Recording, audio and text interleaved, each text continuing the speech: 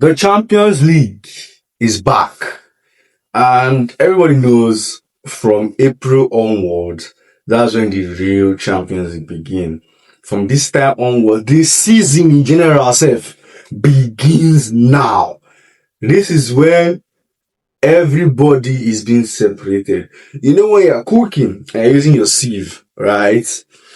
And you're trying to sieve whatever it is you're cooking, be it the rice, the beans, spaghetti, whatever. That's what this period is in European football.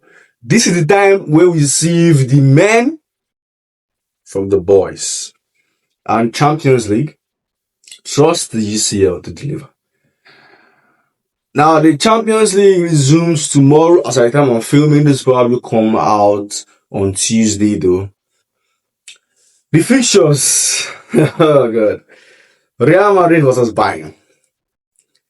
In the 2010s, this was the fixture of the Champions League. They faced each other in 11-12, where Bayern won. They faced each other in 13-14, where Real Madrid won. 17-18, I mean. 16-17, where Real Madrid won. 17-18, where Real Madrid won. Bayern has not actually beaten them in a tie since they beat them in 2000. So, and if you look at their head-to-head, yeah, I mean, this is, if I'm saying in this tournament generally, Bayern has won once. At least since when this record was taken. Bayern has won once. And that was the victory in 2012.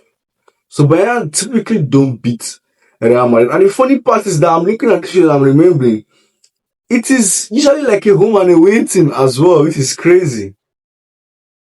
Alright. But yeah, this year though is one of the first times in a while where Bayern are actually going as favorites. Now, Kane travel with the squad means that he will be fit to play. And just looking at it in general, right, I think I'll edge this to Bayern Munich. Real Madrid are just so many things have been uncertain about Real Madrid. And genuinely, I just feel like Real Madrid are not in the right state of mind to actually beat Bayern Munich currently. Obviously, they are Real Madrid, right? They could turn up and win. But I feel like this Bayern Munich team, given how they've played this season, I won't trust Kane in these kind of games, though. It's another kind of games to come up in. But players like Luis Diaz, Gnabry, I'm sure Nico Jackson might have a award. Kimmich, I feel like they will step up because Real Madrid really this season.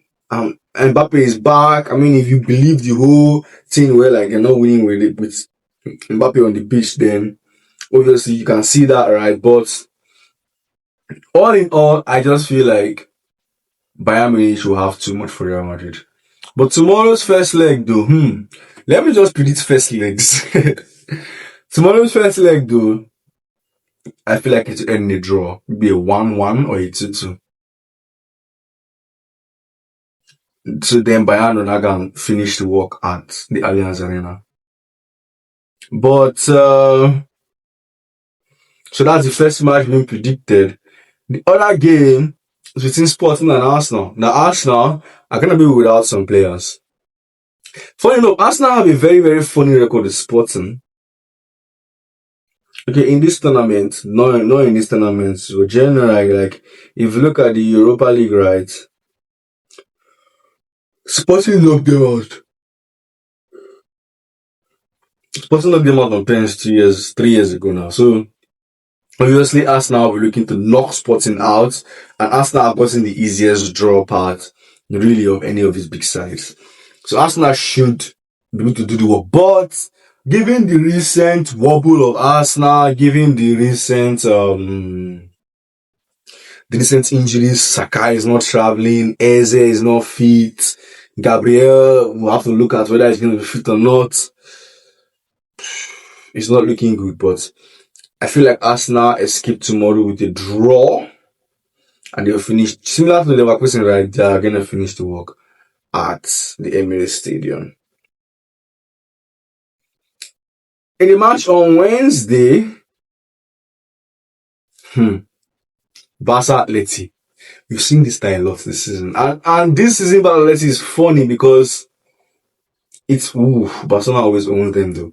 But if you look at it strictly this season, Barca won 3-1, Atleti beat them 4-0, then Barca won 3-0, then Barca won 2-1. Just, a few days ago. So, it's, Atleti can make life hard for Barcelona. And going to the Wanda, it is a way an interesting start with Atletico Madrid. They've not lost at the Wanda Metropolitano in the Champions League knockout stage. And that will not be broken on Wednesday either. So Atleti scrape a 2-1 win, or a 3-1 win. And then the second leg will become interesting. I can't predict that. But I think Atleti wins that first leg. Then, the last, but not the least, in these ties, that's PSG Liverpool.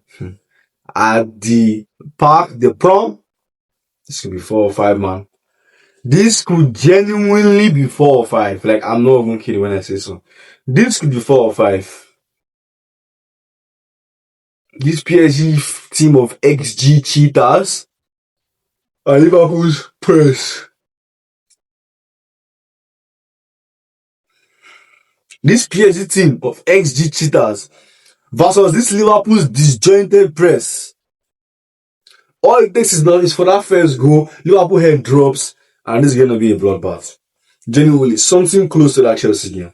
Something very close to that Chelsea game. Liverpool, they need to just let go of slots. The system is not working. The out of position, the OOB play is horrible. There have been reports that I've read that like his training is like a polar opposite of Klopp, right? So Klopp, heavy metal stuff. His own training is a little bit more relaxed. So now might be a reason why they have just poor control on the pitch. Like they can't last beyond a few minutes on the pitch, and when they score, they just find it difficult to do anything. Anyways, I want to just give you guys a quick preview. Let me know what you think, and I'll see you after the games on Tuesday, because we're going to be back for a review. Let me know what you think, and I'll see you next time.